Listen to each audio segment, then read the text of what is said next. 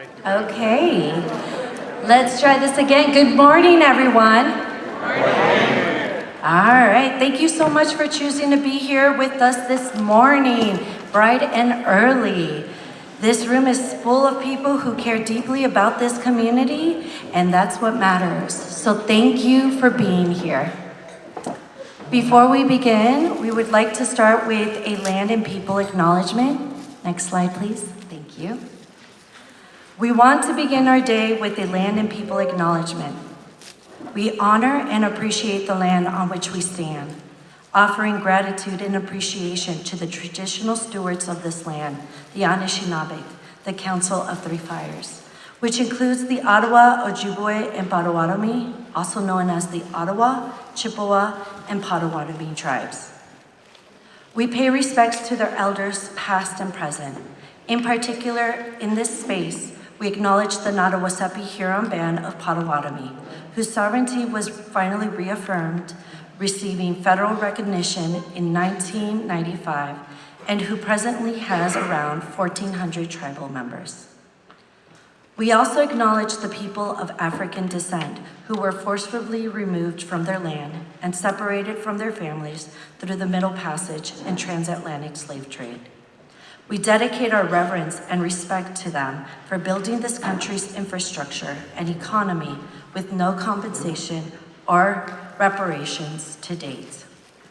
So please take a moment to consider the many legacies of violence, displacement, migration, and settlement that brings us here today.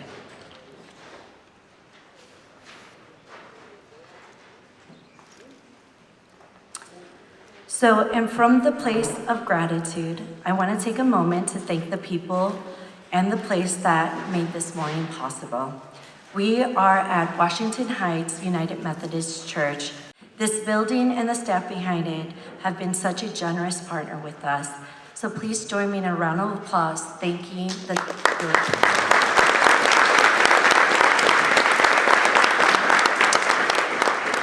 They went well above and beyond to make sure that you have warm food and drinks. Quick thing, coffee will be back. There was an issue at Starbucks. So the coffee will be back at some point. But thank you so much for your patience on that. In the meantime, there is water. I know, water over coffee. And there is juice. While I am giving gratitude, I also want to recognize our advisory committee members who are here with us today. If you are a member of the advisory committee, would you please stand?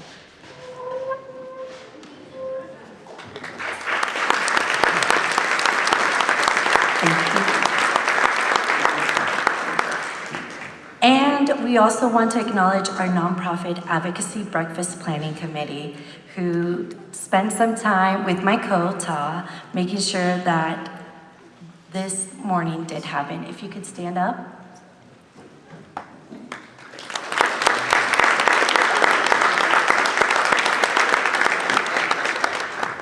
So thank you. We could not have done this without all of you.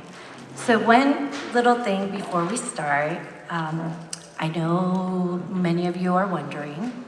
So my co-Ta Par had her baby last week. So I'm giving you the update. The baby girl, nice and healthy, was born last Thursday, and so mom and baby are home, resting, and just bonding. So I just wanted to give you that quick update as to why she's not here. All right, next slide, please. So, and then for those of you who don't know me, my name's Elizabeth Garcia. I am the co-executive director for the Battle Creek Coalition of Truth, Racial Healing, and Transformation. Most people know us as BCTRHT. Our vision is a community where all belong, thrive, and are free. Our mission is to create spaces for people and organizations to share stories, connect, and work together toward those shared goals. At the center of everything we do is a belief that transformation begins when a community is connected and rooted in love, care, and abundance. That's not just language for us. That's the operating principle. We believe that before we can solve the hard problems, we have to be in real relationships with each other. And today is an opportunity for just that. Next slide, please. So, to tell you a little bit about what is Aligning for Impact. We are seeing the funding landscape change. Organizations across the country are feeling it, and Calhoun County is no exception. Last year, BCTRHT and over a dozen nonprofit, philanthropic, and community partners came together because we believe we could do more by facing it together. That's how Aligning for Impact came to be. Our role is to survey the sector, learn and build strategy together, and translate that into a unified voice for funders and policymakers. Today is the convening piece. What you'll hear this morning comes directly from that work and from the people in organizations just like yours. Before I hand things over, I just have a couple quick housekeeping. If you haven't already, please make sure you signed in at your table and grab a name tag. And hold on to those index cards in front of you. You'll have a chance to submit questions for our panelists a little later this morning. And then you also have a packet of this morning, each of our presenters. There is an evaluation, please complete it. Thank you. And now, I want to introduce Carey, President and CEO of the Battle Creek Area Chamber of Commerce. She brings more than 2 decades of experience in chamber leadership, nonprofit management, and community development. We're glad to have her here with us this morning. Please welcome our MC.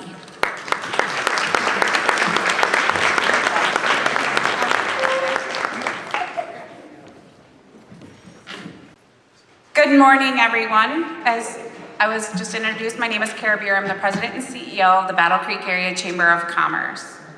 What a powerful room. Leaders, advocates, builders of community, people who don't just talk about impact, you deliver it every single day. Today is about one thing, which is aligning for impact. Because, because here's the truth. No single organization, no single sector, no single strategy can solve the complexities of the challenges that we're facing here. It takes all of us, working in coordination, not competition. I would like to share that the Battle Creek Area Chamber of Commerce is proud to stand with you today, not just as a connector, but as a nonprofit organization ourselves. We are a mission-driven organization focused on economic vitality, business success, and community growth. And just like each of you, we rely on the relationships, we navigate resource constraints, and we advocate every day for a stronger, more resilient community. Because when businesses succeed, nonprofits are stronger. And when nonprofits are stronger, our communities are stronger and thrive. That is the ecosystem where we are all here to support and to strengthen together. This morning is not passive, so if you thought you were just coming to have breakfast, you're not. It's not just informational, you're not just here making sure you check that box. This is a working session. It's designed to elevate your voice, surface real challenges, and define shared advocacy priorities that move this community forward. Before we continue, I want to recognize those who play a critical role in shaping the policy and funding decisions that directly impact this sector. So if you are an elected official or a candidate, please stand or raise your hand to be recognized.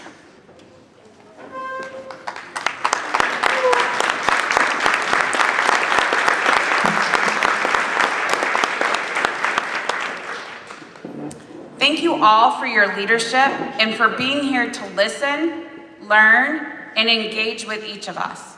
We don't just need your representation, we need your partnership. So now, we begin by grounding ourselves in the data, perspectives, and real-world insight. You'll hear from leaders who are deeply embedded in this work, from the local impact to statewide policy. These are not just presentations, they're the context for the action that we have moving forward.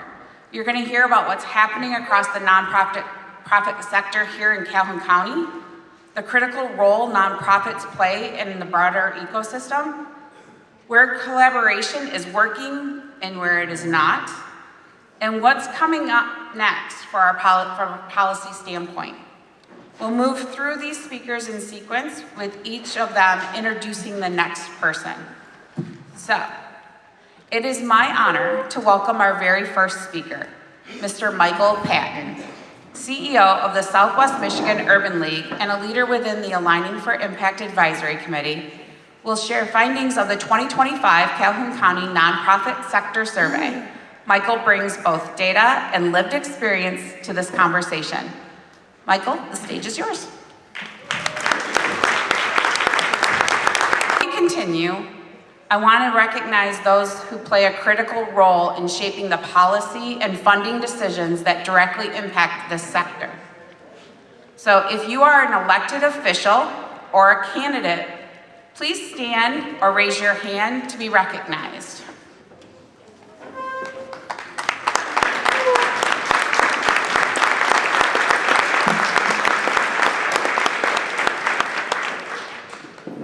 Thank you all for your leadership and for being here to listen, learn, and engage with each of us.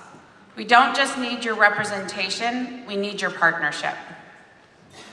So now, we begin by grounding ourselves in the data, perspectives, and real-world insight.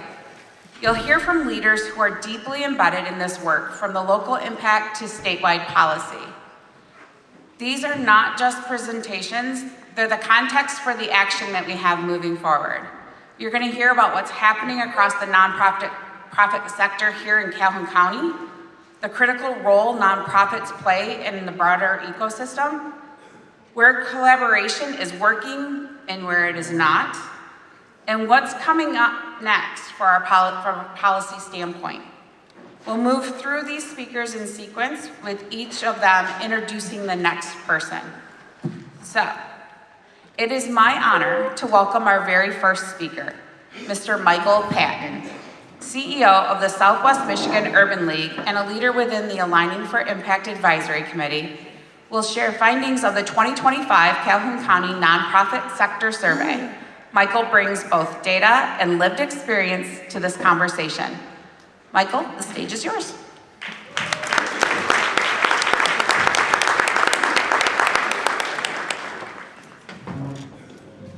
Good morning to everyone. How are you? I was sharing with Dr. Alicia Johnson that the breakfast was excellent. And really what I was saying is that I'm getting ready to eat a little too much that I might not be able to talk. How many have enjoyed the breakfast thus far? I am Michael Patton. I am the president of and CEO of the Southwestern Michigan Urban League, and it brings me great pleasure to be able to share with you some information that I believe will be beneficial to everyone in the room. And so I hope you've come with open ears and open hearts to really hear what we have to share. I am delighted, certainly entering into this community last summer and joining this prestigious group called the Advisory for Image Committee. And so it's certainly been a help to me as I've transitioned into this community to meet with executive leaders in the nonprofit arena, to talk about challenges, to talk about data, and to talk about how we work together and how we forge forward. And so as you can see on the screen there, we're going to talk about the Community Impact Report that was produced, 2025 Calhoun County Community Impact Report. It's involved 47 different nonprofits. And so with that being said, let's go to the next screen. When we look at this slide, it says, what did we set out to learn and how? And so certainly it was important for us to look at it from a holistic standpoint and looking at our county, looking at the work that nonprofits were doing, some of the challenges certainly that nonprofits have had over a course of time, but our snapshot really literally comes from data in 2025. And so this was launched in November of 2025, and it closed in January of 2026. There are 3 core questions that you see there on the screen, and has to do with financial impact, service to gaps, and then sector stability. One of the questions that was raised, what are nonprofits already experiencing? Second question was, what unmet needs are emerging? And then last but not least, what does the sector need? And so when we talk about what are nonprofits already experiencing, certainly it's important to measure the real dollar and operational effects of federal and state funding changes on local organizations. All of us as nonprofits are experiencing some of the same things. Some have federal dollars, some have both federal and state, some don't have any at the federal state level, but they're getting philanthropic dollars from other places. And so all of us are experiencing some sort of challenge when it comes to funding, and that's important to understand. Talk about what unmet needs are emerging, so identifying where community members are losing access to service as we're serving this community and we're providing the types of initiatives and programming to certainly help our community. It's a challenge to be able to meet those needs and to address the concerns in our community as a nonprofit. And none of us want to lose the services that we've been providing because they are instrumental to the success of the people in this community in helping to reach them and meet their needs at the same time.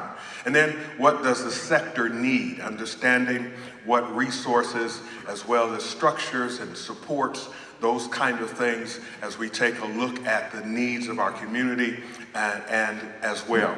And then who responded to this survey? So again, I made mention there was 47 nonprofits. This is the geography of that, 24 in Calhoun County, 20 in the multi-county region, and then 3 in Battle Creek.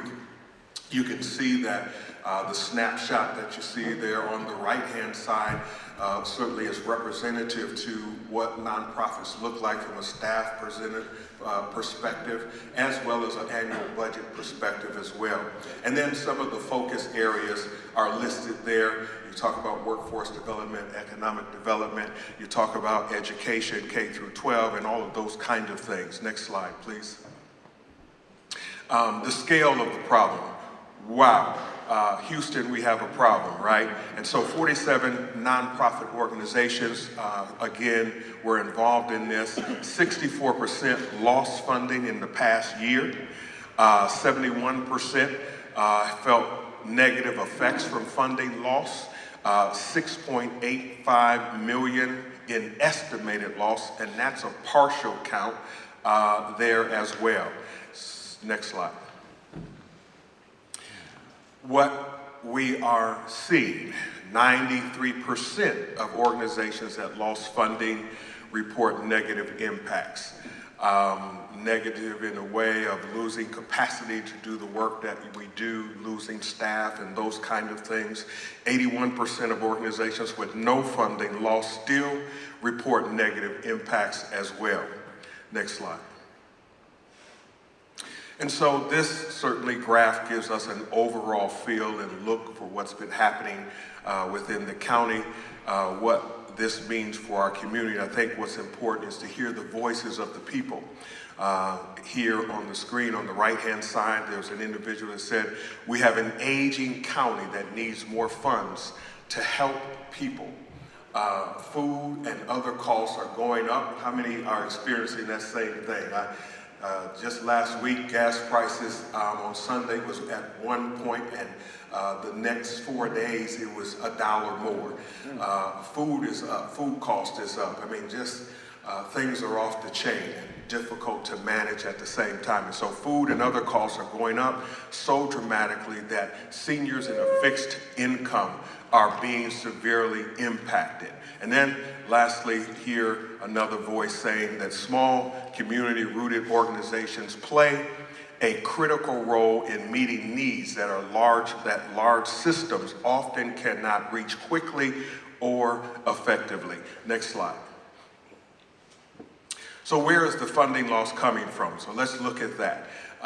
And we see that as we talk about funding loss, it's just a rippling effect, right? So when organizations without government funding are also losing the whole, someone said that, Carey, I believe, said that the whole sector is affected. So 70% lost government funding, 40% lost private and philanthropic funding. 56% of organizations with no government funding also lost funds. Next slide. This certainly isn't over. It seems like every week we wake up to a new challenge. Whether it's war or higher gas prices or higher groceries or whatever the case may be, and every week there's something that we have new as a challenge that we have to learn how to navigate. And so with that being said, 65% lost funding the last 12 months, 27% expect additional funding cuts ahead, and then last but not least, 40% are not sure what comes next. Next slide. So what organizations are anticipating? It's good certainly to be in that moment and to be thinking ahead. And so when you think about Medicaid cuts and federal cuts, you think about inflation without relief, you think about long-term sector trends. Looking at the Medicaid and federal cuts, we see as well respondents specifically cited Medicaid reductions and as well broader federal cuts under current federal budget proposals. And then you look at inflation, continued rising costs, staff, operations, services, those things never change without corresponding increases in funding. And so that becomes obviously a challenge. And then long-term, many see current instability as accelerating trends around underway in their specific service areas. Next slide, please. And then just find other funding. That's not the easiest thing to do, but certainly it is something that we have to begin to look at and make the attempt at. And so both sources are shrinking, right? 70% lost government funding and 40% lost private philanthropic support. No government, still losing. 56% of organizations without any government funding also lost funds. Cuts are rippling, excuse me, and then no capacity to fundraise more. Human capacity, staff time, the bandwidth and burnout was the #1 barrier cited. Next slide, please. What organizations are asking for. And so as I come to a close here, certainly looking at this slide here right now, the next 3 months, flexible operations funding, staff capacity, partnerships, marketing, and then as we look at long-term, flexible, multi-year funding, strengthening cross-sectors partnerships, and help identify funding sources. Next slide. And as we close, we talk about the sector is ready to act together. Certainly it's important for us to work from a collaborative standpoint and from a partnering standpoint. So we talk about funders, business partners, policymakers, and nonprofit. It's coming together, working together, and finding ways that we can make this happen and continue to make exceptional impact in our community. All right, let me introduce to you our next presenter, Elizabeth Carey, President and CEO of Starr Commonwealth.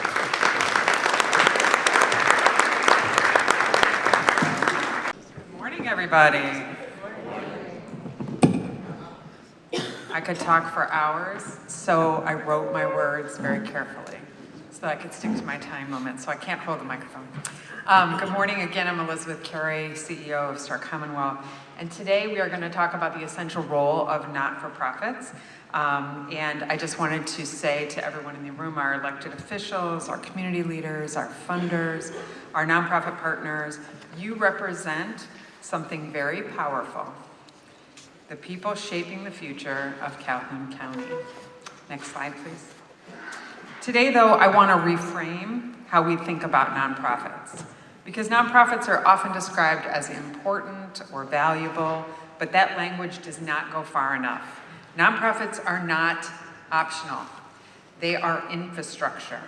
They're as essential to a thriving community as roads, schools, and public safety. They stabilize families, respond to crises, create opportunity, and critically, they fuel our economy. Next slide, please. But let's ground that in reality. Nationally, nonprofits contribute $1.4 trillion in economic value. That's 5.2% of our GDP. And they employ 12.5 million people. That makes nonprofits and the nonprofit sector larger than construction and hospitality. Next slide, please. In Michigan, nonprofits employ roughly 500,000 people, representing 10 to 11% of the private workforce. And we generate $112 billion in annual revenue in the state. Next slide. And let's take that even closer to Calhoun County. Here in Calhoun County, there are over 9,000 nonprofit organizations. They employ about 10,000 people, and that's nearly $2 billion in annual revenue. This is not a side sector. This is a major economic driver. Next slide, please. But numbers only tell part of the story. Our nonprofit sector is not one thing. It's an ecosystem. It includes long-standing institutions with deep roots and broad reach, smaller community-based organizations working closest to lived experience, emerging groups responding quickly to new and unmet needs. Each plays a different role and each brings different strengths. Next slide, please. And here's the key insight. Nonprofits are not interchangeable. A large legacy organization cannot simply replace a grassroots one. A small organization cannot replicate the scale of a large institution. A healthy community requires the full spectrum, working together, not competing for survival. Next slide, please. And for those shaping policy and funding decisions, this matters. If we only invest in what is large, visible, or already stable, we unintentionally weaken the ecosystem. And if we overlook emerging organizations, we risk losing innovation, trust, and proximity to community voice.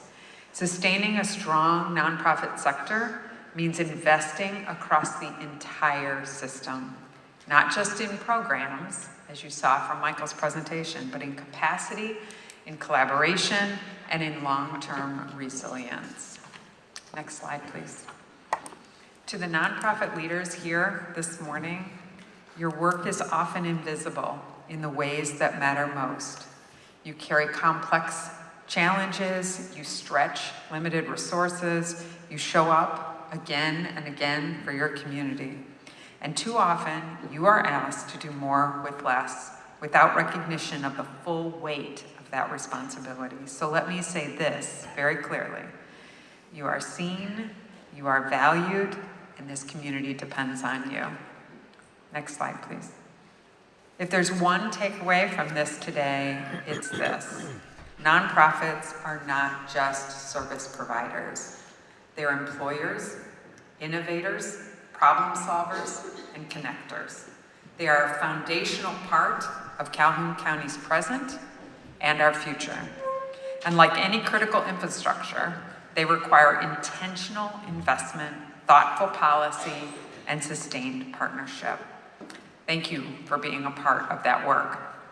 I also wanted to share that Michael's presentation with all of that data can be found at BCTRHT's website, which is actually bctrth.org. So please go there to find his full presentations. Now I would like to welcome Kathy Szenda Wilson, who is the co-executive director of Pulse.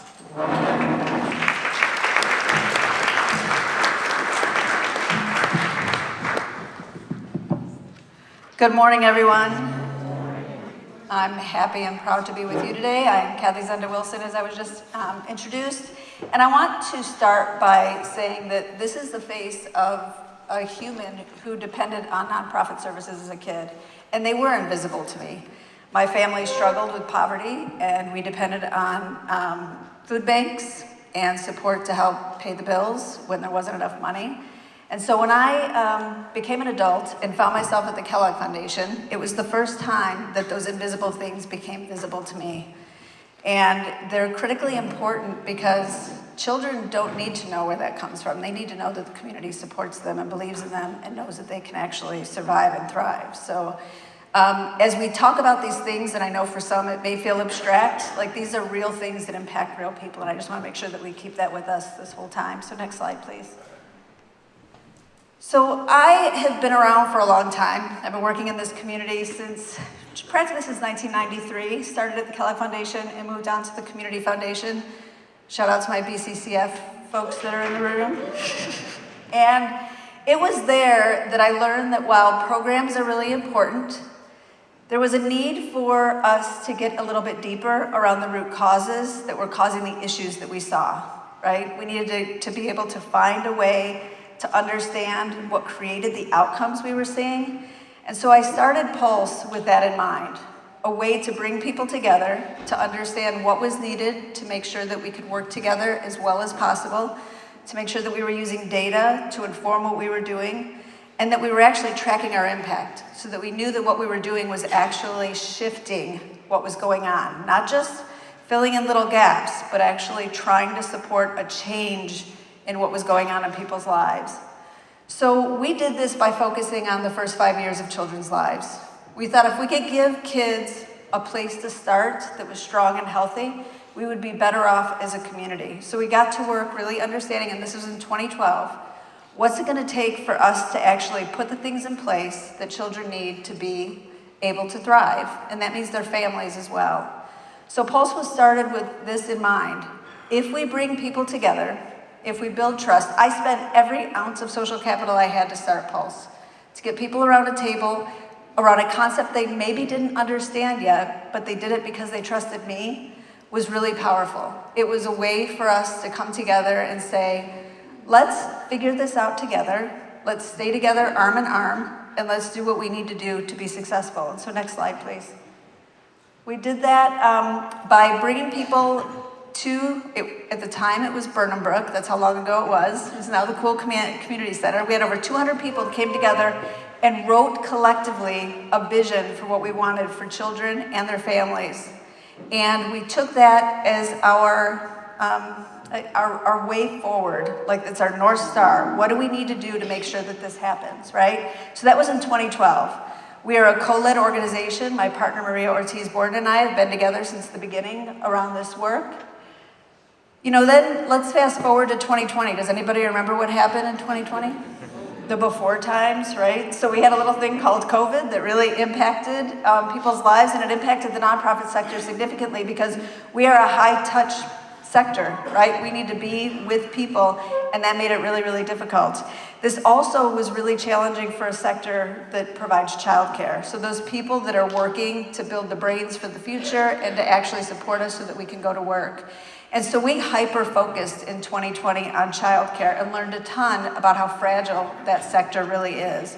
From the decreased wages, the lack of resources that are going into it, and the fact that we've got a workforce that's very, very, very vulnerable to things like cuts in funding and families who can't afford them. So we often will say that families can't afford to pay and teachers can't afford to stay. It's a broken system, a broken model that we need to be able to fix collectively. That isn't one sector that has to fix it, it is all of us. So from there came the Regional Child Care Coalition plans. Pulse developed one in 2023 that now drives a lot of our work. So if you're part of our Calhoun County Child Care Coalition, raise your hand. I know I've got at least a few of you in the room. All right, thank you very much. Thank you. It is a cross-sector group that meets regularly to really tackle the issues that are facing childcare, to make sure that we've got enough supply, that we've got enough workforce, that we've got enough resources to actually make it work. And so from there, that means that we are working on implementing the suggestions and the recommendations that are sector-specific in that plan.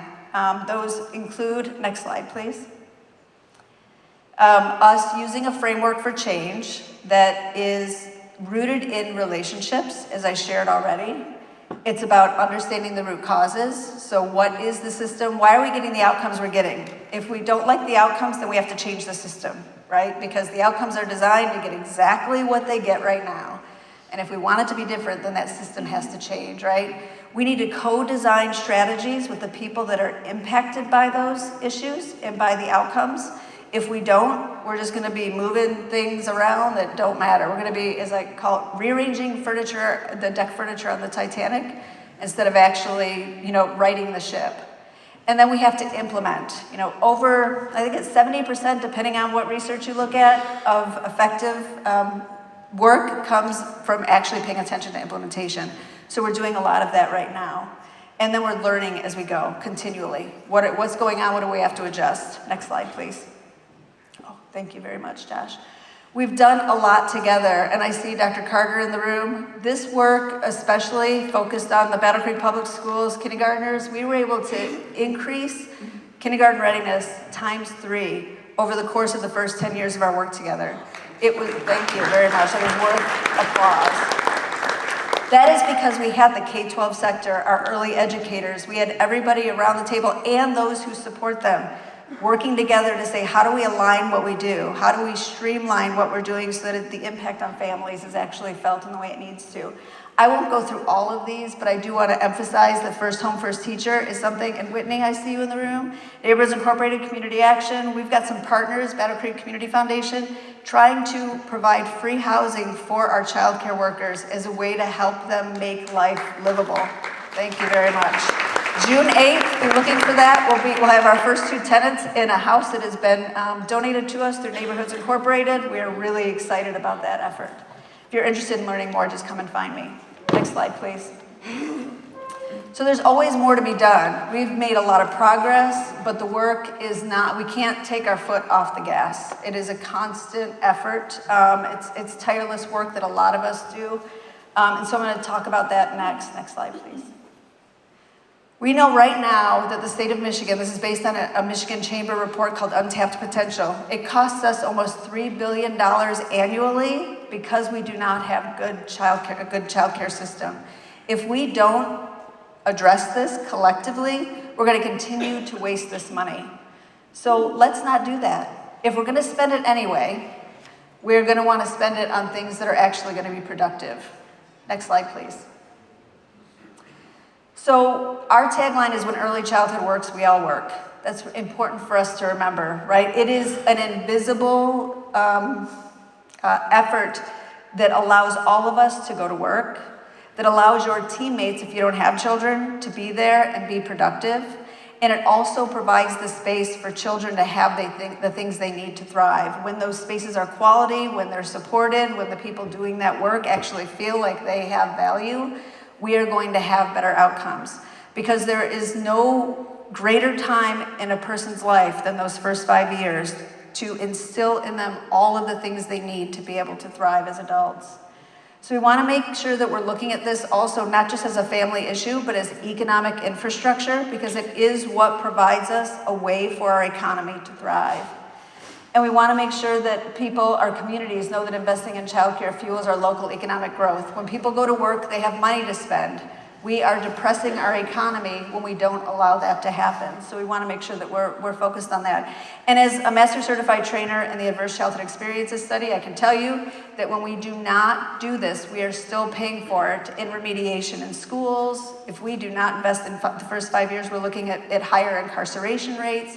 We're looking at lower productivity in workforce over the course of their life. So we want to make sure that we're actually looking at this from a very holistic point of view, not just, I don't have kids, so it doesn't matter to me. This matters to all of us, right? Next slide, please. So if you are interested in joining our coalition, we always welcome members. Please feel free to find me. You can also find us at thepulseroadmap.org. I'm really grateful to be here today, and I'm also want to remind you to head to TRHT's website where you can find all of the materials for today. And next up, I'd like to invite Kelley Kuhn, who's the CEO of the Michigan Nonprofit Association. Thank you.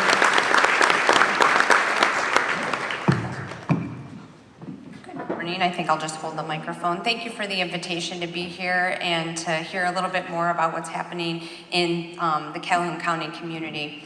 Kelley Kuhn, again, President and CEO of the Michigan Nonprofit Association. Thank you to those of you that are members of the association, and hopefully by the end of this presentation, those of you who are not yet members, you will think about that. So we've heard about local data and the impact to nonprofits. We've heard information about the broader ecosystem and what nonprofits do as far as being an economic engine and the contributors that they make to community. We dove deeper into an issue base to show how nonprofit leaders only know how to collaborate, they only know how to solve problems, right? We are just built that way. I want to start off with a story that I think will zero in on why advocacy is really important. If we take ourselves back to early January 2025, the sector experienced a funding freeze. It didn't impact all nonprofits, but it certainly impacted organizations that actually provided early child care services. We got calls immediately when that funding freeze happened. Community action agencies in particular were deeply impacted right away with that. What did that look like in community? In one particular community, that was 200 people who were not going to report to work the next day. These are individuals who were providing those child care services, and they were told not to report. Not because the nonprofit mismanaged their funds, but because they run such tight margins, it was the end of the month, and they were waiting for that reimbursement to come from the federal government the next week. And they had to decide, would they pay their bills with the money that they had, or would they pay their people? And they opted to pay their bills. So 200 people were told not to report. That then trickled to 450 families who were told overnight that they did not have access to childcare the next day. That also meant that 450 people were likely not showing up to their jobs the next day. That is too quick for somebody to turn around. Now, through advocacy efforts, through voices that came out of community, through organizations like M&A, through organizations like those that convene and bring all those community action agencies together, we said, whoa, whoa, whoa, this cannot happen. This is the impact. And so I say that story because it's immediate, right? And advocacy was the tool that we leveraged in the toolbox to get those funds turned back on. But the ripple effect operationally, going back to some of the data, right? It's not just about the programs, it's about operations. That little ripple impacted the operations of that organization for likely weeks, if not a month, before things started to get back on track. So I think it's really, really critical and important when we think about the work of the sector and we think about the importance of advocacy, and that's just one example. So if you're not familiar with M&A, here's our mission statement. We are here to strengthen Michigan's nonprofits by amplifying their voice, inspiring civic engagement, and expanding their ability to enrich the lives of all Michiganders. We do that through these three buckets here.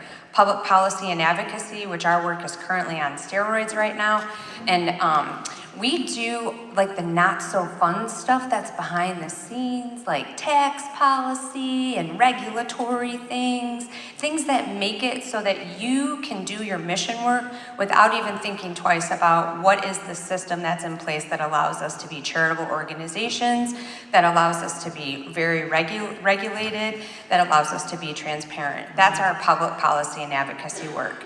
We have a strong commitment to civic and community engagement. This is about amplifying the voices of communities through nonprofits by equipping them with the tools and the ability to tell the stories.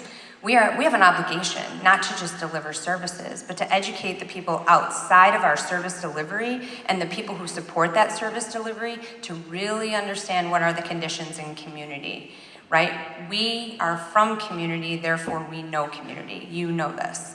But talking about your impactful stories that then lead to issues that inspire civic engagement, and why is that important? Public policy and advocacy work right now is around the policies that are in place currently. Like, we don't like all of the policies that are in place or all of the decisions that are made, so our public policy and advocacy work right now is about bringing about change to those policies. But civic engagement is about the transformation that happens to get to the world that we want to see, and they're connected.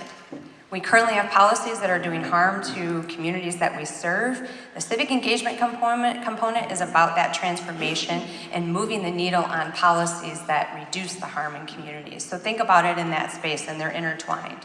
Our work spans not only in the promotion of volunteerism, which we know is really critically important to the success of nonprofits, but believe it or not, Census 2030 is on our brains. It is on the horizon. I know you're not thinking about 2030, but we are thinking about how to get a complete count for Michigan, because so much is contingent on that formula and getting all of the dollars that we need to support all the needs in community. Lastly, we support nonprofit leaders through a whole bunch of things. We just completed a Back to the Basics series, and we are putting out the Comp and Benefits report. We did a pulse survey, so we're doing a lot of things that provide resources to nonprofits as well. Next slide, please. But if you leave here with one thing, I want you to understand nonprofits remain a trusted resource. The data proves it. In community and in the public trusts this sector the most. We dipped down a little bit from where we were before, but we're still the most trusted resource. And I think trust works two ways. Trust works in being able to have people who we serve trust that we are going to meet their needs. But when it comes to advocacy, when it comes to our corporate partners, when it comes to working with our elected officials, that trust is just as important. So one of the things that we want to remind you about is there's a midterm election coming up, and if you aren't paying attention, there's an election coming up. 110 House seats in the state, 30-some Senate seats, all the major seats, the governor, secretary of state, AG, you know this, you're hearing about it. Think about how many new leaders that is into those seats. So while legally you cannot endorse a candidate, that's a rule, a regulation, what you can do is talk to them while they're on the campaign trail. Ask them, what are the issues that you care about? Talk to them about the data that you have. Talk to them about what you're seeing in your communities, how you're serving people. Make a friend before you need a friend, right? If we go back to the data set that was out and it talks about all of the loss of funding and things like that, those will be decision makers. Whether you like who is in the seat or not and the way that they make decisions, they will be making decisions. And what they need to know is that you are an ongoing resource that they can count on in that trust. So I think it's really important as we think about what's ahead of us that we're thinking about that. Next slide, please. So there's a couple things that we want to make sure that you're thinking about. When it comes to advocacy and using that, how many of you think you're doing advocacy now or like love advocacy? All right, yes, all right. Oh yeah, of course you do, Chris, yes. All right, so if you're not doing it because you're like, I think there's all these rules that say I can't do advocacy, that's lobbying. There's a lot of rules for lobbying. We don't have time to talk about that. What we do have time to talk about is that every one of you should be doing advocacy. So if you know your organization's name, you know what you do, and you know why it is important, that is advocacy. And everybody outside of this room, we all know what you do. We all know how important the sector is. We actually have to take that message outside of our bubble and educate everybody else about what this amazing sector is all about. What is the amazing work that you are all doing? So we want you to think about that in the context of making sure that you're mobilizing people who are already close to you to carry that message with you. Mobilize your board, mobilize your donors, mobilize your volunteers. An organization that we were just doing volunteer work in last week has 180 volunteers and a staff of 4. Imagine multiplying their advocacy message with 180 volunteers, right? They are the human capacity that makes things move, but they are voters, they know people, right? So that's one of the things that we want to be thinking about when it comes to our advocacy efforts. Give them the answers to the 3 questions. By the way, you know the answers. right? You know the answers to the 3 questions. So make sure that you're thinking about that. But I will tell you, as the State Association for Nonprofits, we're also monitoring that regulatory and that compliance environment. And we do know that there are direct threats to the things that are happening in the background, that we also need your voice. When we create sign-on letters, we are creating sign-on letters out of M&A because things like the Johnson Amendment, which is where you get to be nonpartisan, maybe under a microscope and might be called into question. So there are regulatory and compliance things that are also happening. Let me assure you, you don't need one more thing on your plate. But when we ask you and give you a call to action, we need you to help respond. Just like extending your advocacy efforts to those 180 volunteers, when we have all of you signing on, our voice is much stronger out of Michigan to anybody that's making decisions to be able to say, this is how this is going to impact communities all over Michigan, and in particular this community. All of you are in this room, you are connected in some way, so your collective voice here matters, and you have vehicles where that voice is going to move. The association is another place where that voice can move out and get much larger and get amplified even more. There are a lot of things that are under threat also with the way you do work and who you serve. Make sure your compliance house is in order. Do not let anything undermine the ability for you to do your job. What does that mean? That means make sure you're filing your corporation with the state of Michigan. Make sure you're reviewing your 990 and filing your 990. This is a public document, review it. If you haven't touched that information in a long time, make sure that information is accurately reporting what it is that you do. That's a public document and people are looking at it and you don't even realize. So make sure your compliance house is in order. Mobilize, advocate for the policy changes that you want to see, but be prepared to also advocate for fundamental things that make this sector so unique. Our business model is not about margin, it's not about profit, it's about mission. And we want to make sure that those core things that have allowed us to operate into that space since our very existence stay in place. Lastly, we've done a lot of things in the last year that I would consider as a bit of a defensive strategy. Move to an offensive strategy. So advocacy is a form of communication. It is a form of educating people. A lot of times people don't understand what we actually do, and then they make decisions without that information. So an offensive strategy is reminding people and educating people about the great work that you do, the impact that you have in community. It is about putting collaboration at a whole new level, right? If we're problem solvers, and we do a lot of collaboration now, one of the things that we know for sure is that when things are tight or a bit chaotic, we get really creative. So if you thought collaboration was good, wait to see what you all come up with. But collaboration and shifting to that offensive, defensive strategy is important. Next slide. So self-servingly join M&A if you're not a member. There's a QR code. If you're nervous about this whole advocacy thing, we created this amazing advocacy primer resource for you. That's a QR code that will get you right to it. It's $25 for non-members and free to members. This is built for nonprofits specifically in Michigan. It takes a look at all of the federal rules and regulations and all of the state stuff and make sure that you're doing exactly what you need to do. And minimally follow us on our social and log on and subscribe to our newsletter. It will conveniently arrive in your inbox every other week. And I assure you the team is vetting that information 3 or 4 times before we're putting out there. If we need you to sign on to something, that is the vehicle that we will be asking you to take action in advocacy efforts outside of what you're already doing. I just want to echo what my colleagues said before to my nonprofit colleagues in the room. We see you and we thank you. I'll turn it over to Carey now.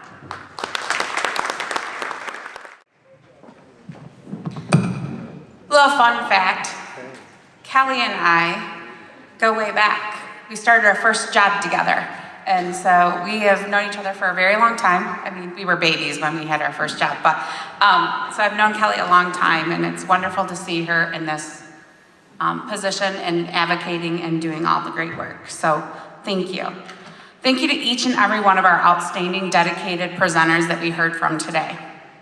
You've given us something incredibly valuable, a shared understanding, Now we move into what matters most in today's meeting, shared dialogue.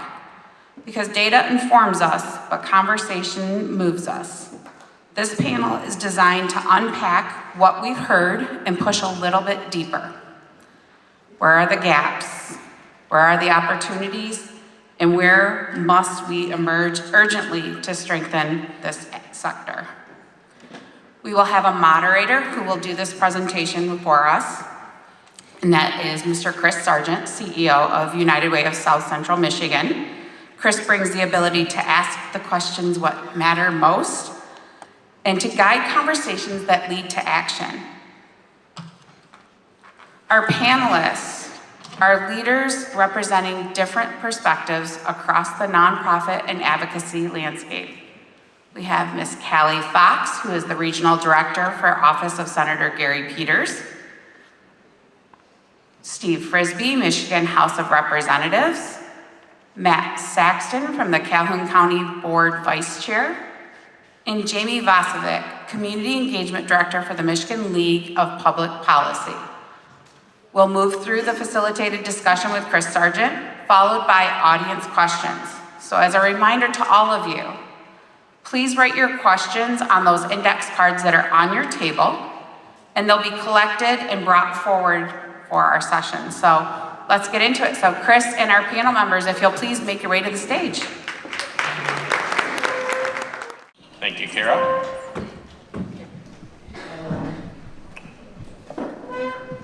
Well, we got a lot to cover and not enough time. So it's always the challenge of being bright, brief, and then we'll be gone.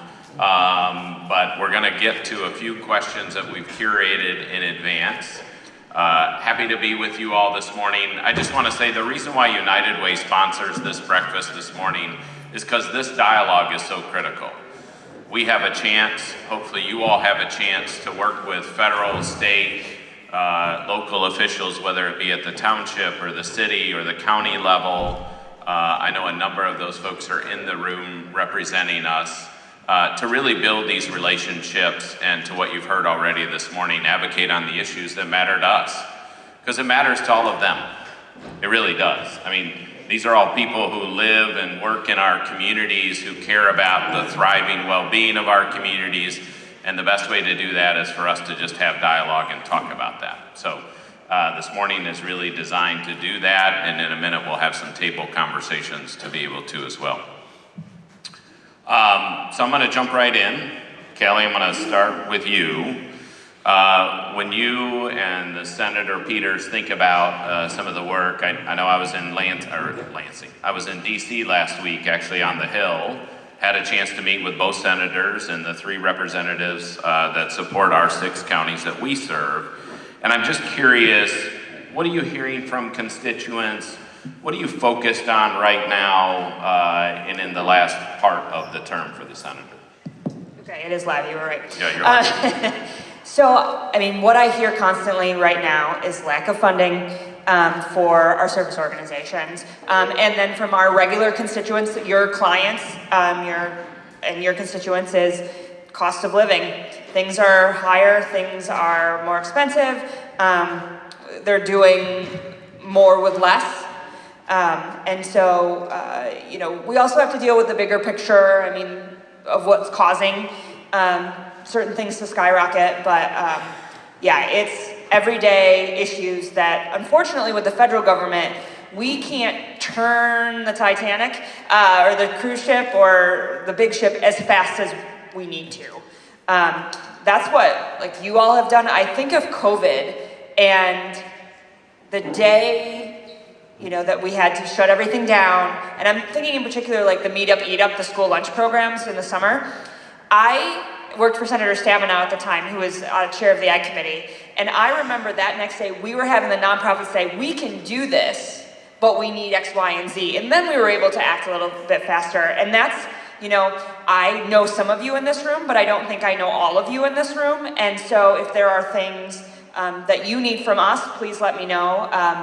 But I wish we could change things on a dime, like the response in COVID, but it's just, unfortunately, a really tough time. right now for all of you and a lot of our constituents. So that's what we're hearing, and we're in budget time, so we're hearing from groups, saying this is what we would need to, perform X, Y, and Z, and so, that's, what's driving, the budget is driving what we can do, the results. Thanks, Kelley. Steve, similar question. We have a little thing called the state budget going on too. So, what are you hearing from constituents, and what are you focused on at a state level? Budget. Yeah. Some things have gone on in that budget process.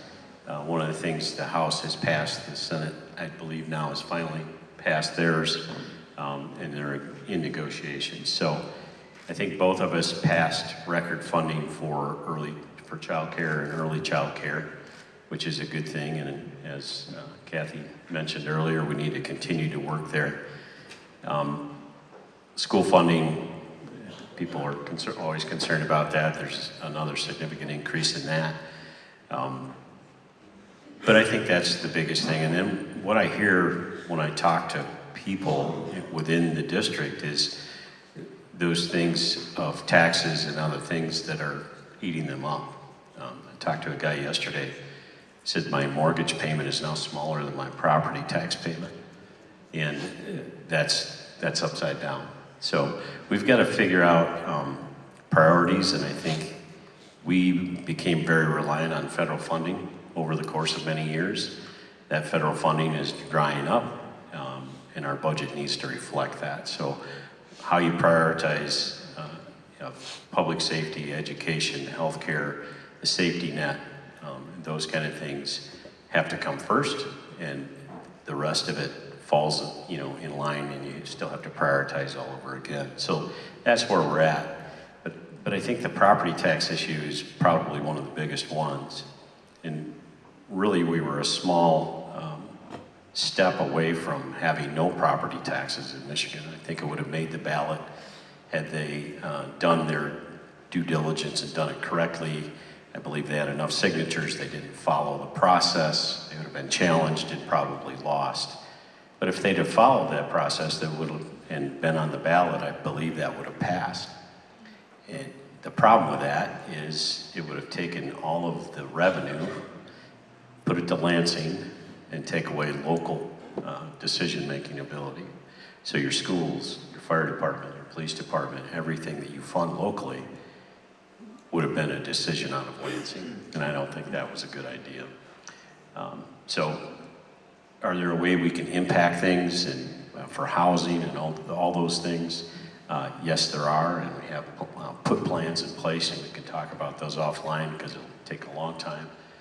But the affordability is a big thing in our budget, and plans after that include negotiations within the budget include definite ability for citizens to keep more money in their pocket so that they can support themselves. Great, thanks, Steve. Matt, at a county commission level, you're hot mic'd. What would you say that you're hearing from constituents? I know you have a number of colleagues here in the room from the commission, and thank you, Pastor French, again for hosting us today. But Matt, what would you say at a county level are key things that you're hearing on the commission? So one of the biggest things we hear is funding and the need for funding. But the difficulty at the county level is those folks to the right of me mandate a lot of spending that we have to do through our county budget. So we work with really strict constraints for funding at the local level. We don't have additional funds to assist with early education, substance abuse issues. We do have small amounts, and we're able to distribute that as wide as we can. But the biggest thing we're hearing, and we hear from the nonprofits because you folks know first what trends are coming. The food banks know when more families are in need of food. The housing folks know when more families are in need of housing. Assistance with paying medical bills or heating bills. So we listen to the nonprofits, and we want to advocate to the folks to my right for you for funding. But if you're not bringing forward your programs, your outcomes, and letting us know the good things that you're doing with data and shows who you're reaching, we need that information so we can advocate for those dollars for you. But right now, the biggest thing is funding. And every conversation I think I've had today involved COVID. We're 6 years after COVID. Somebody mentioned, I think it was one of the speakers mentioned that first day when everything was shut down. I remember it very well. My current position, I started on March 23rd, 2020, which was the governor's. So my first hour in the office, the governor puts out an order that everybody has to work from home, nobody can leave. So COVID is still affecting us, and now we're going to see the effect of all those dollars that was infused into our programs. ARPA dollars are essentially gone now. So we have to be creative on how we fund many of your programs moving forward. But it starts with rooms like this, full of groups, nonprofits. Calhoun County has over 1,300 nonprofits. Less than 20% of those really provide services to individuals. The rest are made up of civic organizations, faith-based organizations. But of those 1,300 nonprofits, it's 10% of our workforce here in Calhoun County. So it is an economic issue that we need to make sure our nonprofits are funded. Yeah, thanks, Matt. Jayme, like Kelley at M&A, you do a lot of policy work at a statewide level, and what are you hearing, whether it's from constituents and community as well as electeds, that's important to bring to this group today? Yeah, so just real quick, for those of you not familiar with the League, we are a nonpartisan policy institute that's dedicated to economic opportunity for all. We've been around since 1912, so we've been doing this for a while, and we're out in community quite a bit, talking to partners and hearing from people on the ground as well, and it's affordability. That's the biggest thing. I'm sure some of the things that you're hearing as well. Housing is not affordable, childcare is not affordable, utilities, people are having trouble paying their utilities as well. And so those are some of the things that we are seeing. Another thing that we're hearing out in the community that people are worried about coming are those cuts to both Medicaid and to SNAP and how that's going to impact community. Yeah. So many of you are mentioning affordability and the challenges with that, and Cali HR1 last year had some pretty significant cuts. That seems like the understatement of the month I could make when it comes to core infrastructure supports around Medicaid, SNAP, and housing. Just those three alone, which is billions of dollars less a year coming out into communities, and this sector feels that already and hasn't felt it to the level that we will. So when you think about just that particular issue alone, and you think about this relationship and partnership between the sector and the community, talking with our electeds at a federal level, what advice, what suggestions, what thoughts do you have related to that? So my number one thing, and I say this to everyone, is don't be afraid to meet with staff. You are not getting pushed aside, right? For my boss, he's in DC 5 days a week. And so it's very hard to be on the ground,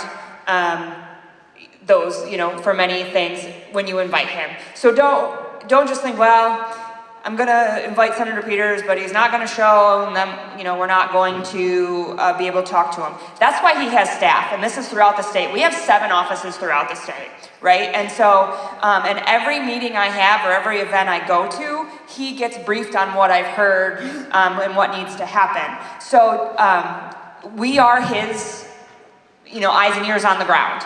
And so please invite me to things. I mean, I was so glad when I got this invite because I knew I could hit a lot of folks in the same bucket.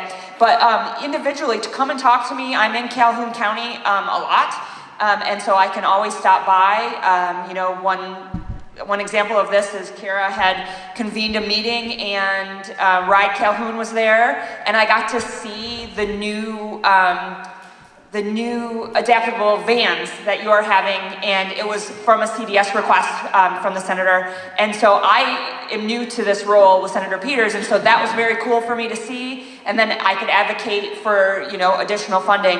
And so don't just think because you're not gonna get the senator that it's, moot point. Please invite me and let me see what you're gonna do and advocate for me, or so advocate to me so I can report that back to the senator. And often when the senator hears something about Battle Creek, in DC, he's calling me and saying, okay, can you tell me a little bit more about this?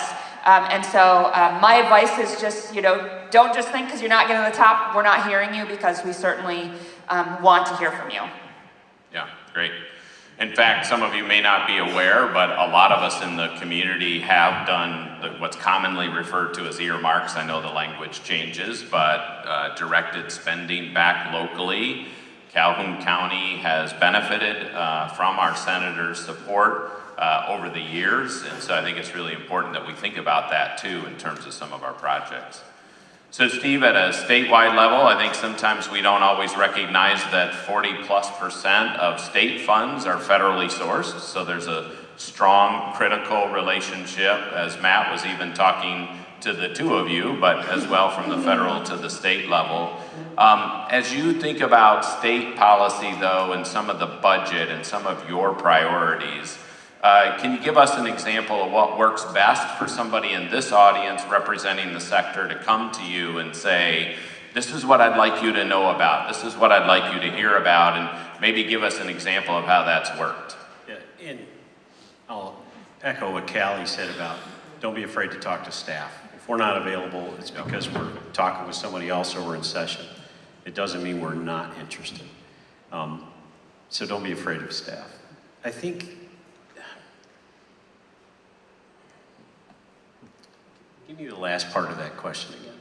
Well, I gave you whatever question you want to answer, really. But, I think just thinking about the relationship between you and your decisions and priorities with this group. So I think one of the things, I've always been big about collaboration. And my old boss, Larry Anderson, taught me that years ago about how people need to come together. And when I saw the Pulse slide about using essentially one source for your backdoor or backroom stuff, for making sure your payroll's done right, making sure your HR policies. And then you got to take a look at, I think from a perspective of Lansing, is what is your overhead cost? What's your percentage? And it's got to be in line with what today's expectations are. So if you can find a way to save dollars doing those backroom things, then do them. And by the way, it's going to make you, as one of the speakers said, more or less susceptible to a sudden problem. I think we have some of the best nonprofits, and I've been part of many of them for a long time. I was a board chair at Community Action for a couple of terms and on the board otherwise. And when you see the work, I think you understand the importance of it. So how can we, yet there's nationally right now, there's a, kind of a crooked eye look at some of these nonprofits because of what's been discovered across the country with some of the fraud problems. So we have to address those things if we want to make sure that we're able to support nonprofits moving ahead in what they're doing for our citizens. That is an important link. It keeps government from having to spend dollars to administrate it, and you guys are better at the local level of touching it than state government will ever be.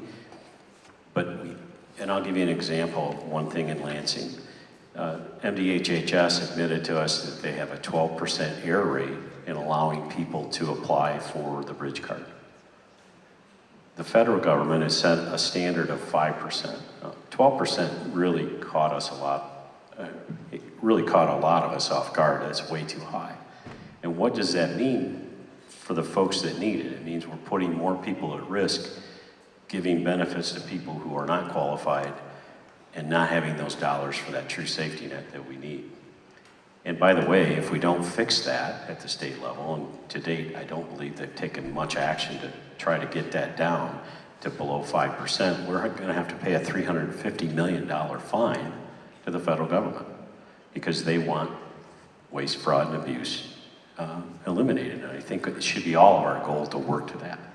Because if we're going to impact and have dollars available, it can't be wasted in waste, fraud, and abuse. So I think those are the things that, you know, people are kind of looking cross-eyed at some of the nonprofit sectors.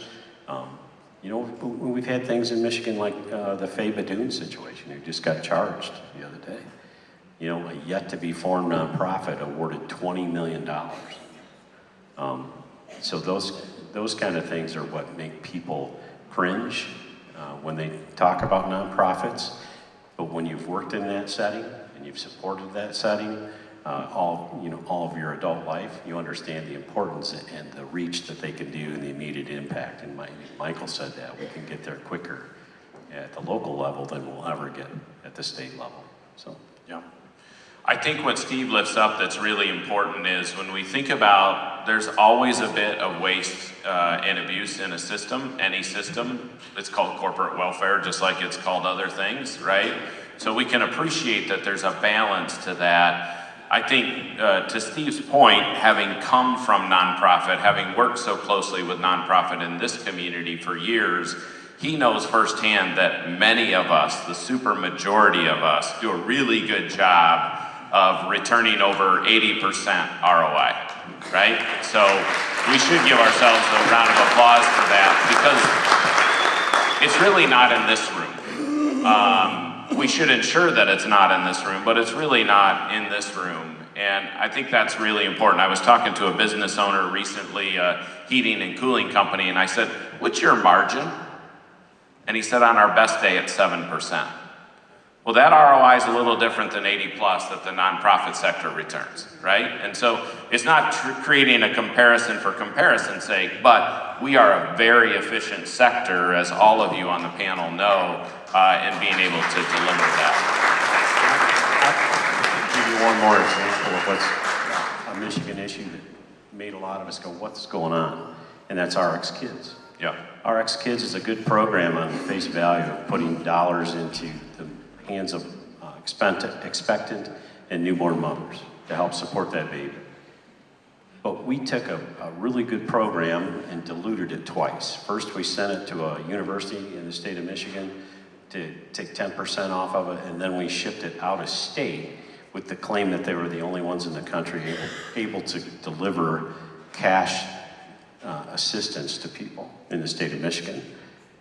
I just talked to Josh this morning, and I've been saying this in the caucus for months since this all passed.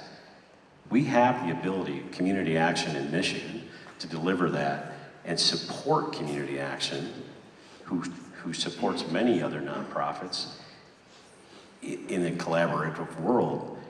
Why don't we bring that back and give it to Community Action, who has the ability all across the state of Michigan to deliver that in the hands of expectant and newborn mothers.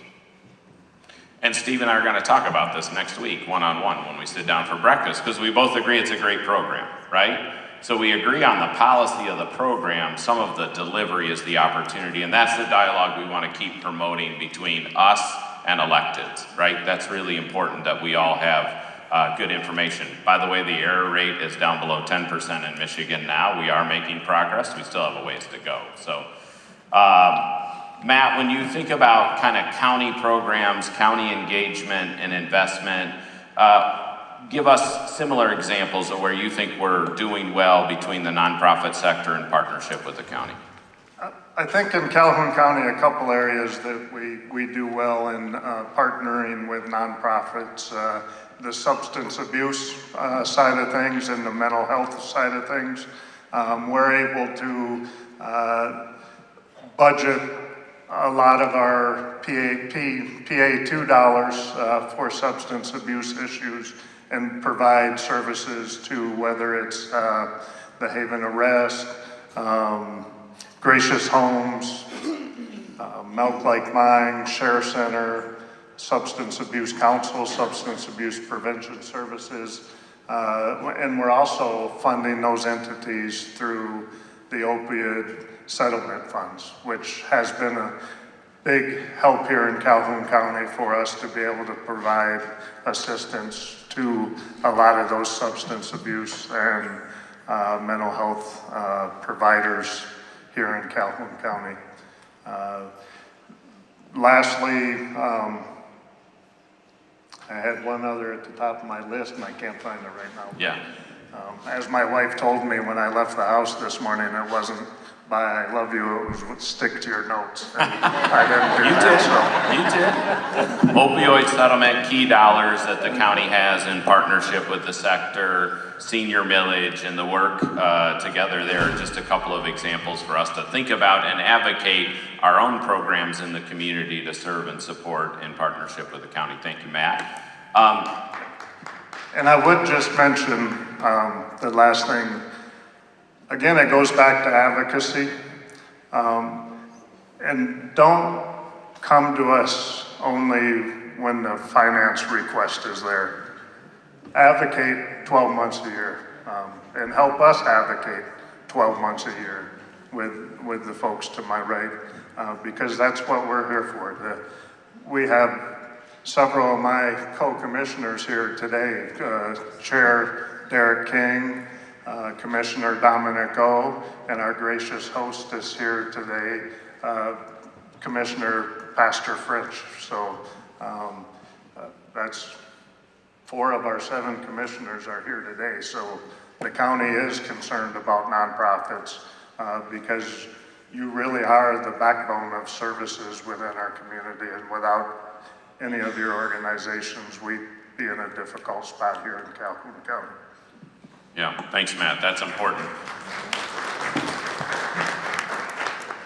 So Jayme, Matt did a good transition. Let's say I'm new to this space. I'm a part of a nonprofit in the room. I've got a full plate every day of 10 to 12 hours delivering services, and now you're saying I should advocate. What advice would you give folks in the room about that? Well, first off, get in this space and advocate. I think it's so important. I think Kelley did a great job talking about that. And just so you know, we are a 501c3 and we lobby, so you can get into that lobbying space as well. There are rules and regulations around that, but you can get into that space. The first thing I would say, and I think Matt just talked about that, start building relationships early and revisit them often. Make connections with policymakers, not just your own, but those who chair key committees and other important committees of where those bills are going that you're interested in, or in those, if you're in the child welfare space, make sure you're connecting with early childhood lawmakers as well who are in that space. And the other thing I would say is y'all need to work together. Get in coalition with one another, even if it's not specifically your issue. So maybe you're in the housing space, but maybe you can engage in childcare as well, because that also is affecting the clients that you work with. And so when we help one another and make our voices louder, that really does make an input. We had a coalition on the earned income tax credit.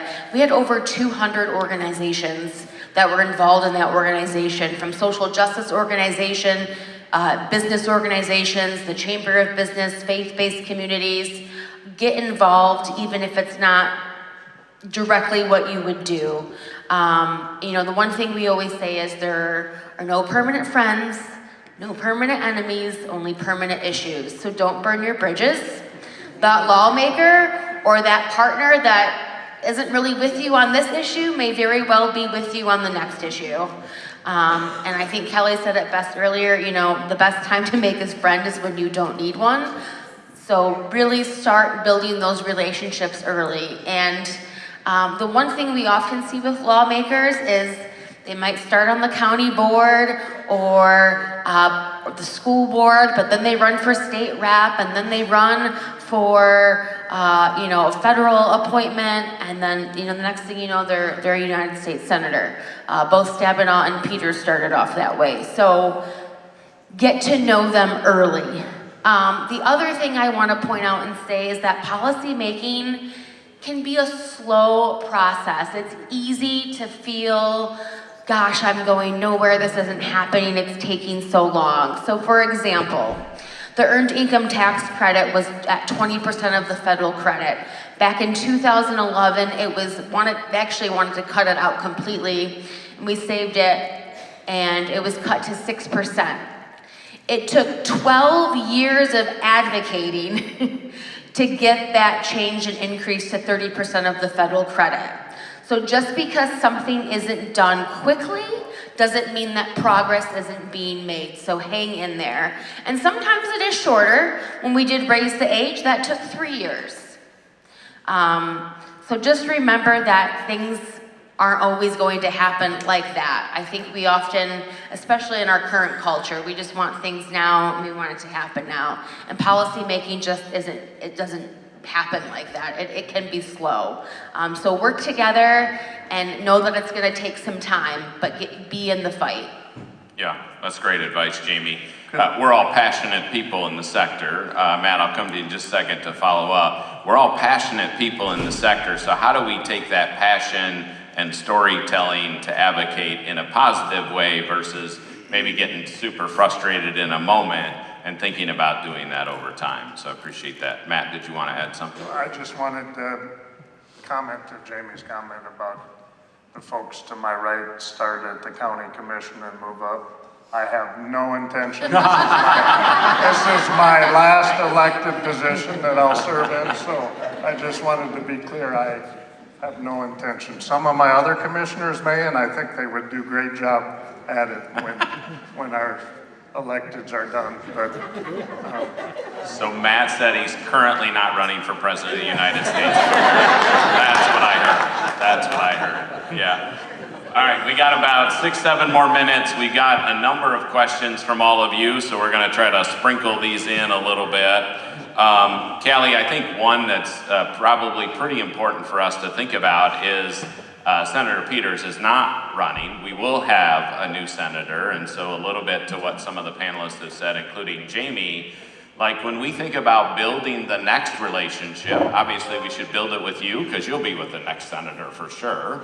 Yeah. What else would you have us think about and do so we're not just sitting back and waiting until the outcome, but we're continuing to be front and center about the issues that matter? Yeah, so Kelley mentioned it. They're gonna be out in your community, running. There are 3 currently on the Democratic side, 1 on the Republican side. And so you will have plenty of chances to see them. Introduce yourself, let them know. Selfishly, I do hope to be with the next senator, and so keep me informed. But, Senator Slotkin is fairly new to the statewide race. And again, all 4 of the Senate candidates are not from Southwest Michigan. So they need educating about what is happening in this area. And so don't hesitate to reach out. But Jeremy Blatt is the staff member for Senator Slotkin's office. If you haven't met her, or I would encourage you to give him a call. But yeah, be engaged, see where they're gonna be at. My parents think that I'm the one who's changing the culture of the Senate because both my employers have retired in 2 years. I would just encourage to keep engaged. Even if I don't go on with the next senator, I will be helping the staff that does. We'll be doing exit memos. So it's just a lot of educating, and when they do get elected, sworn in January 2nd, be the first on their books, invite them down, come encourage organizations like this to include them, because it's all gonna be very, very important. And one thing I forgot to mention, and Jayme cued it to me, is that right now in the United States Senate in Michigan, we're all pretty aligned with your missions. However, we're not in the majority. And so if you have sister organizations in Maine, South Carolina, or South Dakota that can advocate for their members who are in the majority, think about that. Don't just think about staying in state, because I know a lot of you are part of national coalitions. And so think about asking, those in power to maybe listen to their members. Sorry, that was one thing I forgot to as advice, so, on the second question. Yeah, thank you, Kelley. All right, Steve, I have a three-part question for you. This is where we're trying to take all of your feedback and trying to combine it into one. And obviously, these deal in large part with the state budget, which I know you mentioned earlier is in negotiations. So there's a couple of particular topics, like how can we create truly affordable housing in the county? How can we protect victim services in our county? Because we know that these things do have risk as we negotiate in the state budget. And then, you know, is there the possibility when we don't have enough resources for everything that we can utilize reserve funding? Is that available? And feel free to comment on any and all parts of that if you would. So we'll try to do affordable housing. Yeah. It's such a layered thing, and there's so many impediments right now against the housing market, and those are things we're trying to address. One would be the local zoning and approval processes. There's an effort right now potentially coming through that would make it statewide changes in zoning, and I'm not in favor of that because a one-size-fits-all zoning approach for the entire state I don't think is going to work. But what I have encouraged everybody at the city and cities that I represent and townships is you need to get out of the way, and you need to encourage development and do small houses fit into some of your neighborhoods. Do rehabs fit into some of your neighborhoods? Can you partner with like Monique is doing here, Commissioner French, of what she's doing across the street and building new homes and creating and Habitat for Humanity doing the same thing, creating new homes and home ownership.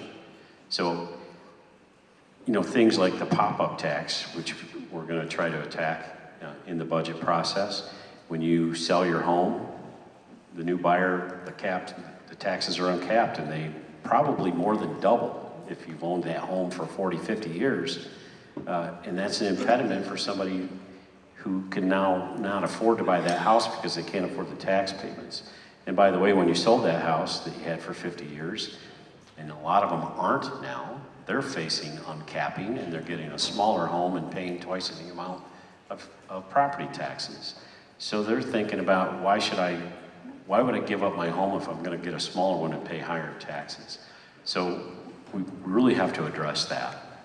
And property taxes overall, and I've introduced a bill to repeal the state sales or state real estate tax of 6 mills, which would save the average homeowner between $800 and $1,000 a year. So I think we have to look at all of those issues in finding people that will invest in your community and get them the right spot, and then get out of the way as government where it really makes sense. We've created a lot of red tape and regulatory and oversight that sometimes just doesn't make sense. And if our goal is to build new houses, then we got to take a look at what are we doing, especially on the local level, to be in the way. Matt, did you want to build on that? I would echo Representative Frisbee's comment that a lot of what drives unaffordability in housing is the local level.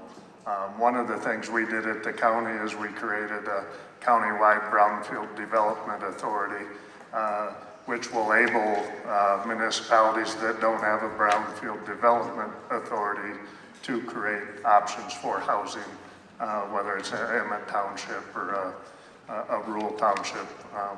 And I say brownfield development, most of you are thinking, well, what does that have to do with housing?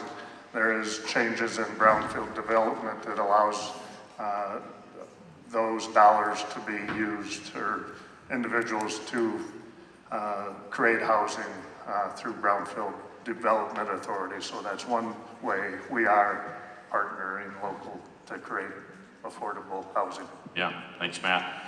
Jayme, in 30 seconds, what would you share with the audience before we wrap up? Yeah, one thing I just want to say, in regards to HR 1, with the food SNAP cuts, this is the first time they've increased, or when they made those cuts, they just passed it on to the state. So while the federal government saved money, the states are now having to pay for that. And so the administrative cost was increased. And then we're actually having, for the first time, having to pay for the actual benefit that goes to people. We've never had to do that before, and that is based on the SNAP error rate.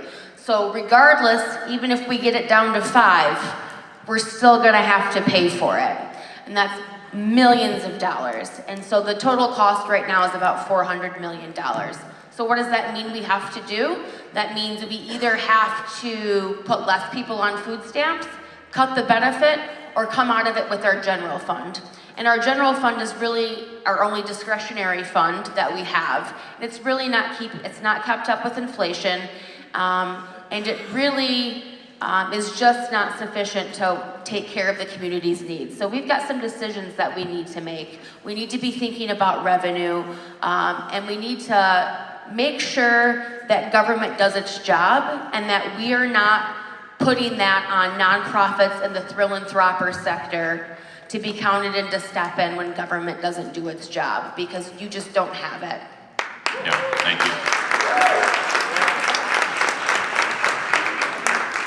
In a minute, we're going to have some table conversations, but Peter from the South Michigan Food Bank, this is exactly what we were talking about this morning, right? To what Jayme just said, there's a burden that's coming just to provide current SNAP benefits. And so making sure that we're advocating both as a subsector, but also that's where this coalition of all of us in the room talking about the things that matter most, from basic needs to childcare to access to resources. Let's give our panelists a round of applause for being here this morning. Thank you to all the elected officials that came here. This event, now that we brought it back after a few-year hiatus, is really critical because we have so many electeds that show up and participate, and so we appreciate that. So we'll all come off, and then Carol will come up and take us to our last activity.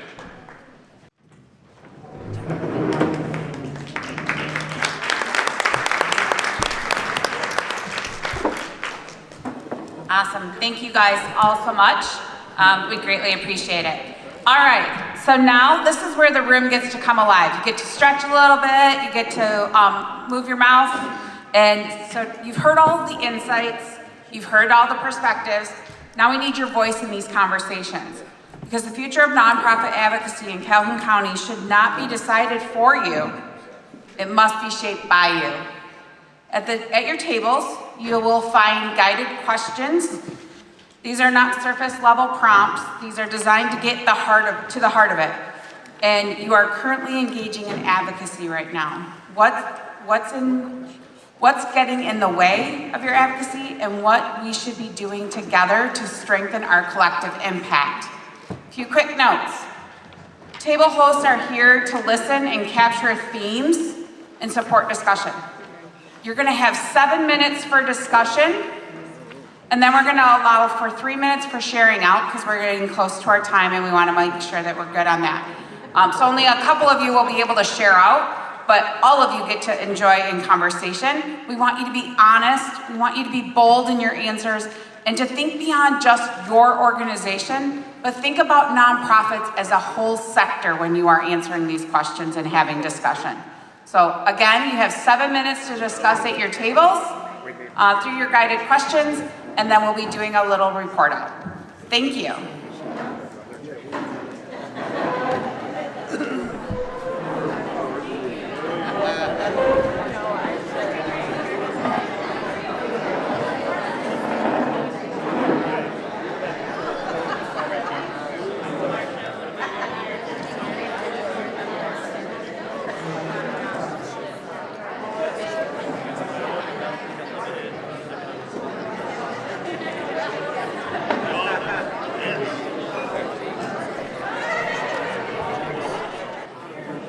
Thank you all for taking time to have table discussions today.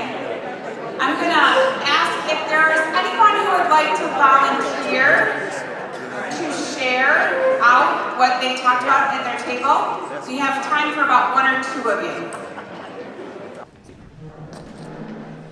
Good morning, or afternoon, no, still morning.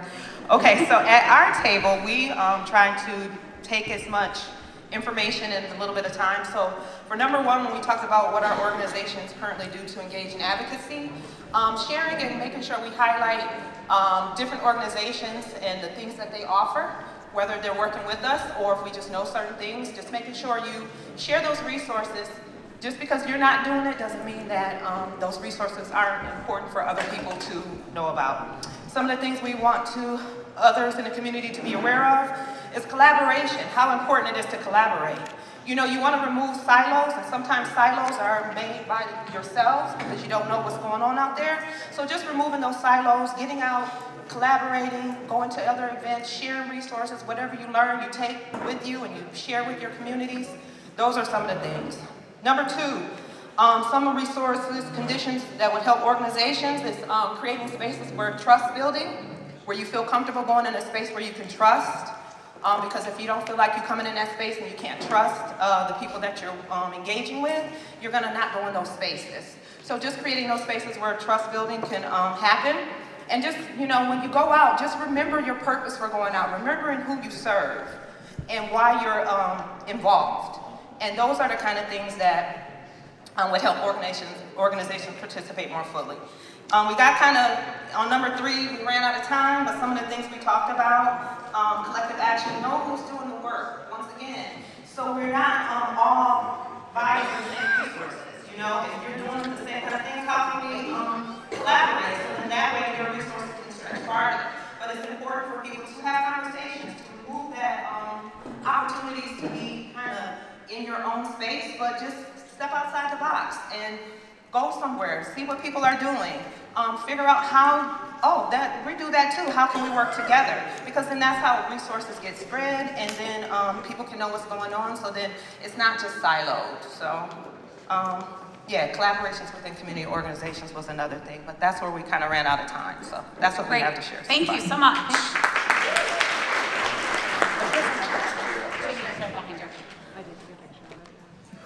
Good morning. My name is Jayme Fales, and I'm here with We the People Michigan. Many of you know me from my work in the nonprofit sector and faith community here in Battle Creek, but many people in this room don't know that I've spent most of my adult life housing insecure and have been homeless before, and I am advocating alongside of unhoused and housing insecure individuals in our county to teach them how to engage the political process and how to be able to ask directly for the things that they need from those who have power, have money power. We're building people power. And so that's what we're doing. If you want to make sure that you know about our organization, many of those in this room are going to be hearing from us because we have an upcoming housing and shelter town hall that we would like to invite leaders to, and we will be also hitting up elected officials and their representatives to come be a part of it. We discussed about what support or resources or conditions would help our organization participate more fully, to not be blamed for waste, fraud, and abuse, because I think we're confusing nonprofits with corporations there. That doesn't help. Doesn't help. That is not, we need to be honest about that. Collective actions that we believe are needed. Coalition building around specific asks for funding. So for example, we are currently working on the Victims of Crime Sustainability Fund, and we're going to be advocating for $50 million to be allocated in the state budget to support those services for things like sexual assault services and Safe Place, because we know when they are not supported, it creates pressure on every organization in here. We all have to become victim advocates. We all have to do those things because there aren't folks able to do that. And so we believe that coalition building around specific monetary asks are really important for nonprofit to be a part of. We also believe that nonprofits should get people directly impacted by these decisions, people who live here, people who face these realities and have to navigate these systems that we know suck, that we know are not set up for them, that we make sure that those people are engaged in the process and that they get the microphone and that they get to speak up about what their needs are. And so with all the nonprofits operating in this survival mode, well, these immediate needs, I believe that cross-sector with people directly impacted, with nonprofit, with community leaders, that we can do things like ask for $50 million in the state budget for victim services, because we don't want to see Safe Place have to reduce services and not have legal advocates and not have counselors. And so that is what we are doing. We want to make sure that you all are aware of us and that you all will be hearing from us. Thank you so much. Thank you all for taking time today to discuss at your tables, the table questions, and actually really diving deeper into all of the issues and really looking at the sector as a whole and how we might be able to make movement. What we experienced this morning matters because what we heard across every segment in this is nonprofits are essential, but the system around them must evolve. So we heard that there's pressure, there's fragmentation, there's urgency to address these issues. But we also heard something else.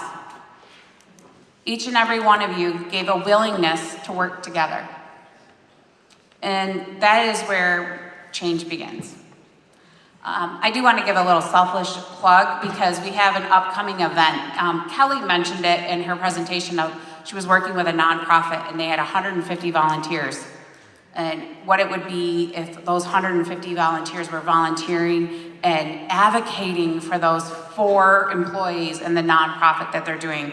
So my selfish plug is we have Community Impact Day coming up on May 13th, which is here locally in Battle Creek, we have already 500 volunteers signed up. Nice. We still have more to go.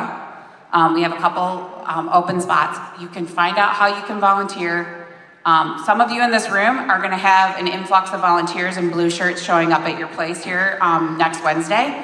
But I do wanna make a plug for that because those are great advocates in our community that can help your nonprofits. And it's a statewide effort with other chambers of commerce, and there's over 5,000 volunteers this year across the state of Michigan from 1 to 4 on May 13th. So.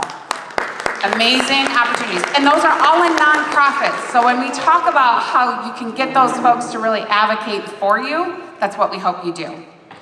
Okay, so I'm done with my selfish plug on that. So now it's time to really, what comes next? First, we must tell the story, not just with the data, but with the real stories of impact. Because stories move people, and people move policy. Second, we must stay connected. Before you leave today, make sure you sign up to receive the follow-up summary, go to the website and the next steps. This is how our momentum continues. The other part is we must stay engaged. There's an evaluation sheet on your tables for each and every one of you. Please share your voice, fill that out. This is gonna really help us shape what comes next. So please take time to fill out that survey. And I can speak on behalf of the chamber that we're committed to being more than just the convener. We're committed to being a connector, a listener, and a champion for both business and nonprofits. Because we do not see these as separate conversations. We are one ecosystem, we're one community, and one shared responsibility to get this right. And so I do appreciate all of you being here today. I know the panel, all of our planning committee, the advisory committee. Let's give a big round of applause to Pastor French and for the amazing food. And with that big applause, I do want to also say that on July 11th, 2026, there's going to be a carnival here, and they are in need of sponsors and vendors, and that there are packets when you go out at the table if you want to pick one of those up to check it out. Please do so. That's another opportunity to help and support another nonprofit in the community. I do want to mention of that. And thank you to each of you for all the hard work that you do. Thanks for showing up today, but showing up every day in our community to do what you do. And thank you for being a part of something bigger than just your one organization. Let's keep this conversation going, and thank you all for being here today.